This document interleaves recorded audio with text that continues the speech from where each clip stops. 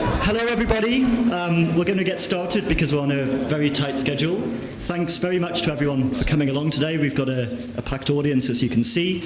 It might be easier if you would mind shuffling inwards, because I think we'll still have people coming through security and might find it easier to be able to sit down the edges. I'm Ian Brown from the Oxford Internet Institute. I just want to thank very much my colleagues in the corner, Emily and Suzanne, who've been registering everyone coming in. Thanks a great deal to Post for co-organising this with us. With that, I'm going to hand over to Professor David Cope of Post. Right, thanks Ian. And can I welcome officially everybody to the Houses of Parliament this afternoon. Sorry for the slight delay perhaps in getting through security, but that's the way things are nowadays. Yes, I'm the Director of the Parliamentary Office of Science and Technology, which is a unique organisation here at Parliament. It serves both houses. We've been in existence now for 19 years, and although at that time we were one of the first such offices, it's a great pleasure to have seen over the years many other parliaments around Europe establishing similar offices. So there are now 18, ranging from Finland to Spain, or Greece actually, even further south. Here at Westminster, Post has always pioneered activities in the field of information technology. For example, we had a website before even Parliament had a website. Unfortunately, our web address has changed since that post was created. We pioneered at Parliament the use of the internet for online consultations. Now, many committees here in the course of an inquiry are using the internet to reach out to a wider audience. We were the first to do that, collaborating with the House of Lords Committee. And very shortly, we'll pioneer another IT development here. We're going to be the first organisation that will be using podcasts of activities, which will make, again, Parliament hopefully accessible to other groups of people. But this afternoon, we're not talking so much about Parliament, we're talking about government. And somebody who had experience of both is Alan Michael, sitting on my left, with whom also we've worked on various IT initiatives. So I'd very much like to hand over to you, Alan. Despite what it says in the programme, Alan is not just going to chair the Q&A session, but the entire first session. So over to you, Alan. Well, thank you very much indeed. Can I welcome you to Parliament? It's very good to see so many people turning up for this event, and thanks to the Oxford Internet Institute and to Post for planning, organising this event. I think it's a very appropriate place for discussion of major issues, the House of Commons, but it's also sometimes quite difficult to get the engagement that one would like. The issue of transformative government actually is one of those big things that people right across Whitehall and Parliament have been wrestling with for a long time, and it's very easy to feel defeated or daunted by the challenges. So I hope that today is going to be a very significant contribution. There have been a number of other recent ones that have looked at IT links, for instance, the hearings that have been arranged by URIM, and I think there are one or two people who have been involved in that are with us today. What I understand is that we're going to have a joint presentation, a sort of double act, from Professor Jim Norton and Professor Martyn Thomas. I'm looking forward to this, but I'm not sure whether they're going to sing in unison or two-part harmony, or whether it'll be a more innovative form of musical contribution. And then we're going to turn to Professor Ross Anderson of Cambridge University Computer Laboratory to have a unitary contribution, and then John Suffolk is going to join us on the panel for your questions and comments. So, Jim, over to you. Chairman, thank you very much. Well, I'm not sure we're singing in harmony, but we're certainly singing from the same hymn sheet.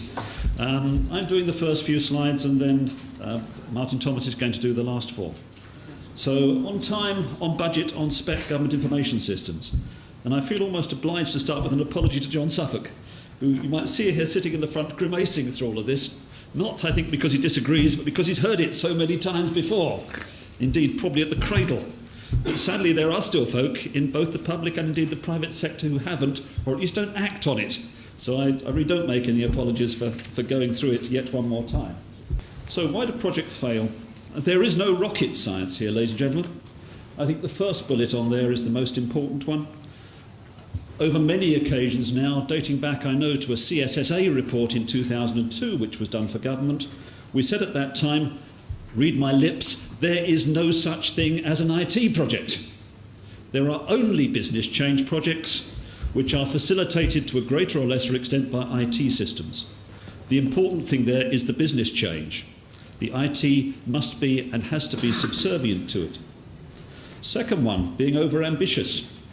You know, this ought to be all about evolution and incremental change. Revolution and very big bangs are an interesting challenge, probably best avoided. Setting the timescales and budgets before you finalise the scope. I think there, whether you're in the private sector dealing with the chief executive, or whether you're in the public sector, perhaps as a permanent secretary dealing with the Secretary of State, you have got to be realistic, and you have got to give the bad news occasionally that your pet policy or your pet product you want to bring to market is going to fail if it is not given the proper time, the proper planning, the proper budgeting, and so on. Placing contracts against an incomplete, ambiguous spec, well, Martyn is going to dwell on that at some length. Inadequate change or risk management. I don't think, ladies and gentlemen, there are any great surprises here. Move on to another one. So why are we doing this? The purpose of ICT is actually to support people. It is not an end in its own right. So it's important to start by getting the processes right. And it's interesting, we've done a fair amount of work on this in the IOD now, and we do think the message is getting through at least a little in the private sector. There's still more that could be done. Certainly it's not private sector good, public sector bad. They both have good bits and bad bits. But we did some research on leadership, and what we found there was if you ask the private sector who should lead a business change project enabled by new IT systems, roughly 84% of them got it right. In other words, it has got to be the CEO or an executive director of the board. It has to be led from the top and by example. Only 5% in IOD members said the IT director. Interestingly, when we put the same question to folk in the IOD who are involved in the public sector, 25% of them said the IT director. So I think we have an issue there for a start. Furthermore, when we looked by sector, 96% in manufacturing said it's got to be led by the board. 66% in the public sector said it's got to be led by the board. So there is still a challenge there. By the way, that means 60% are getting it right, but there is still a difference. So this has got to be driven at board level. It doesn't help to ghettoise it, even if you have an IT director on the board saying, that's why we appointed you. It is your problem at Chum. You go and fix it. Just ghettoises the problem. The business change has to be led by the functional directors in the business. Furthermore, it's almost impossible to over-communicate in those circumstances, certainly in my experience of leading change. You have to set out to over-communicate, to tell people why you're doing this. And I can point to problems in that, again, in both the private and the public sectors. Last bullet on there. It takes time, it's difficult, it takes money, it's disruptive. Now, for the people in this room, how many occasions well, you have seen business plans, and I've certainly seen in the public sector, which show a massive business change project has come to me as a board member, and as if by magic it appears to have no effect in the short term on the efficiency of the business. Well, come on, I didn't grow up yesterday. It is inevitable these things lower your efficiency in the short term, hopefully for a major gain in the long term. But if you don't recognise that, you're starting from the wrong place. Okay. So, recommendation 1. I say this as a professional engineer as well as a professional director. Don't aim to be first. Don't aim to be the largest. Now, sometimes government has that perforce. It may not make the choice, but it really isn't a very desirable place to be. Don't let people have the nice-to-haves when you haven't really sorted out the core of the system. Do buy it off the shelf, or at least minimise the level of bespoking if you possibly can. No, none of this is rocket science, and I stress again, it's as applicable in the private sector as it is in the public. I'll just try one more. And above all, plan holistically. Now, John knows this, and I've spoken with many people in the public sector about it. You have to start from the right place. If you don't plan the project as a business change project, you don't budget for all the issues around getting the processes right, communicating with the people, doing the training, doing boring things like data cleansing, then you may as well just guarantee failure, because it's as simple as that. So it really does have to be properly resourced. The new business processes need to be designed, need to be agreed. There needs to be massive engagement with the people who use them, which is why leadership has to be from business heads, board members, when you're talking about this in the private sector. There need to be cross-functional teams. This is not the prerogative of IT. The communication needs to be based on fact. The one thing that will kill a business change project is unchallenged opinion, because you can always find half a dozen people with contrary opinions, and they will always state them loudly. The only way to demolish them is to over-communicate back with fact. And that kind of works. So, that then sort of moves on to ICT spec. So I just want to come back to that first point about business change. Again, we've done some research here in the IOD about what seems to work in the private sector and what doesn't. And there's a very clear view amongst our members. They say the most likely split of budget for a business change enabled by new IT systems is 80% on the business change, the people, the process, the training, the re-engineering, and 20% on the IT.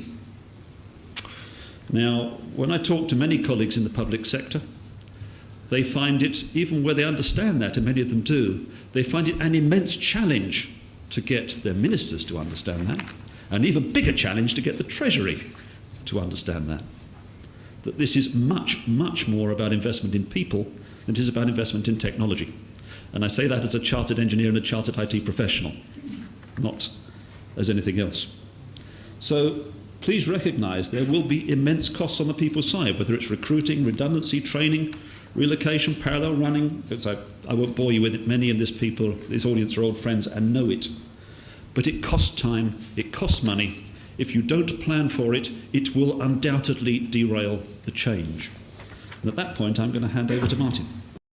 Once you've done all the stuff that Jim has talked about, what you've got left is an engineering project, followed then by all the people stuff again of implementing that in the business. But until you've done the kind of activities, the business process analysis, the re-engineering, the reworking of the business, the getting the buy-in, and in particular resolving all the conflicts that exist between the stakeholders. People want different things. Until you've got all those resolved and out of the way, it's madness to start building IT. It's madness to let an IT contract, because the moment you do that, you lock yourself in to what looks like a statement of requirements, what looks like a plan, and turns out to come apart in your hands. And that's where the risk comes from. There's a real fashion at the moment for agile methods. There is a notion that because requirements always change, you should go about developing on the assumption that you're going to be constantly modifying the requirements for what you do. That's a sticking plaster over a cancerous sore. It's an attempt to cope with the fact that you haven't solved the problems at the right time. I've looked at more failed projects than I care to remember. It's been my job for too many years now. That's why my hair's this colour. And almost all of them contain huge amount of requirements change, and I should say 95, maybe 99% of the requirements changes are unnecessary. They are changes to things that should have been known at the time the project started, but were either overlooked in the rush to get something underway, or much more often were the hard bits that somebody just finally said, oh, we'll sort that out during implementation. The moment that you come across a project where it is assumed that a problem that is too difficult to solve at the beginning of the project will somehow become easy once you start building it, you know you've got a failure on your hands. That's one, incidentally, of the symptoms of what's currently going wrong in the National Programme for IT and the Health Service.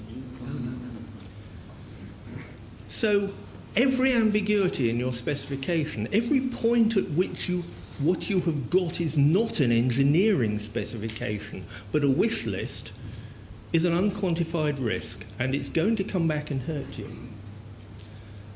But drawing up unambiguous specifications, reasoning about whether they're complete or not, finding the contradictions, is not something that you can expect somebody who is not an engineer to do. You won't find very many management consultants who can do this. You won't find very many customers who can do it.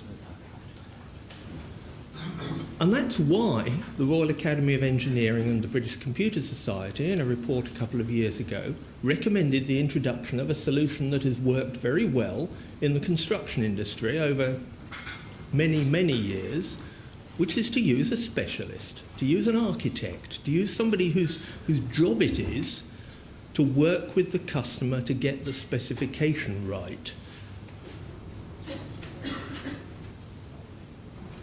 And their role is to start off helping capture the real requirements.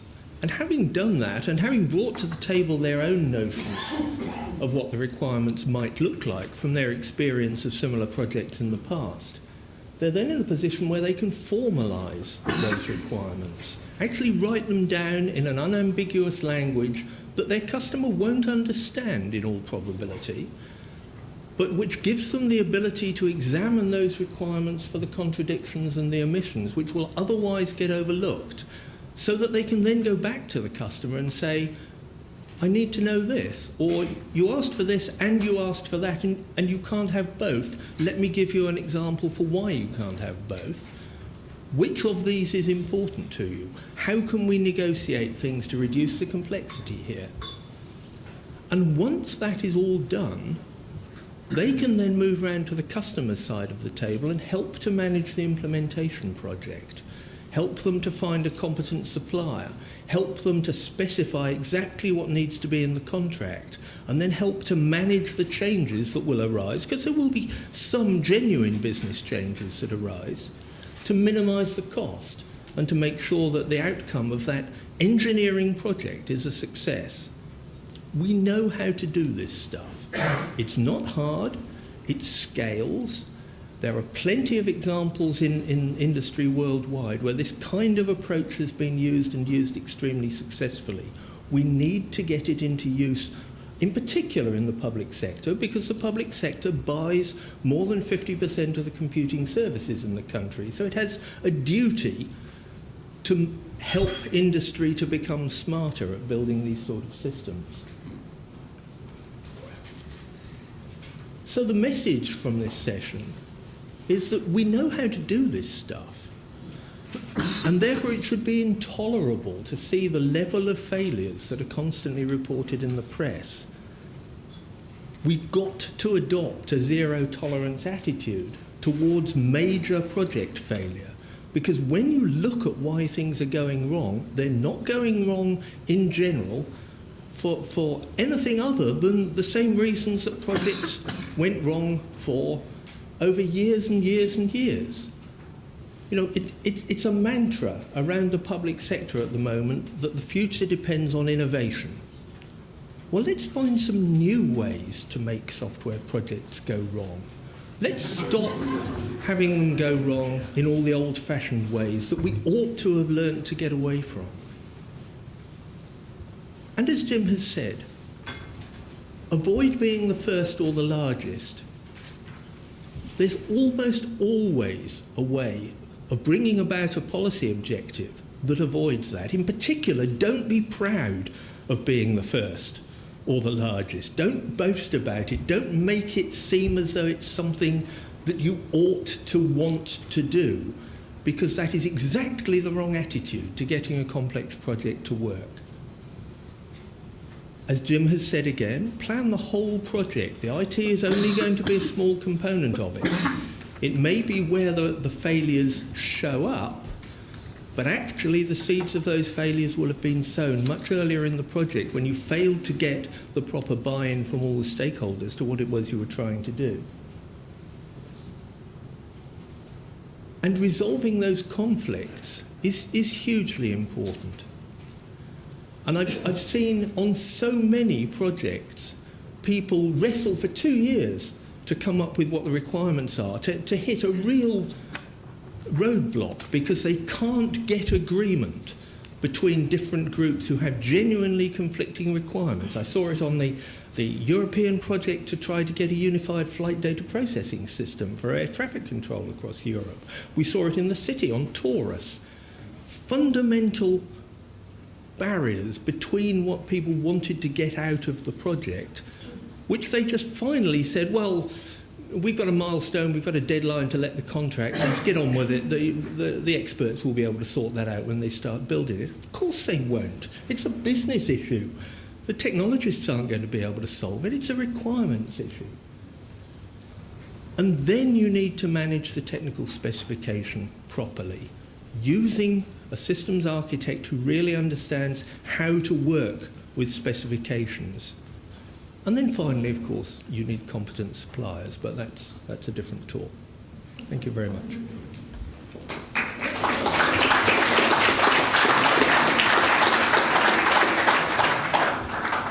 We had a little project actually, which was to see whether Martyn would stop before 2:30, because at 2:30, I should warn you, the bells ring. Actually, they ring twice, at the beginning and the end of prayers, for those of you who haven't experienced this before. And we thought that if Martyn hadn't finished by then, he might take it as a rather heavy hint. However, he finished well before 2:30, so we're on time. And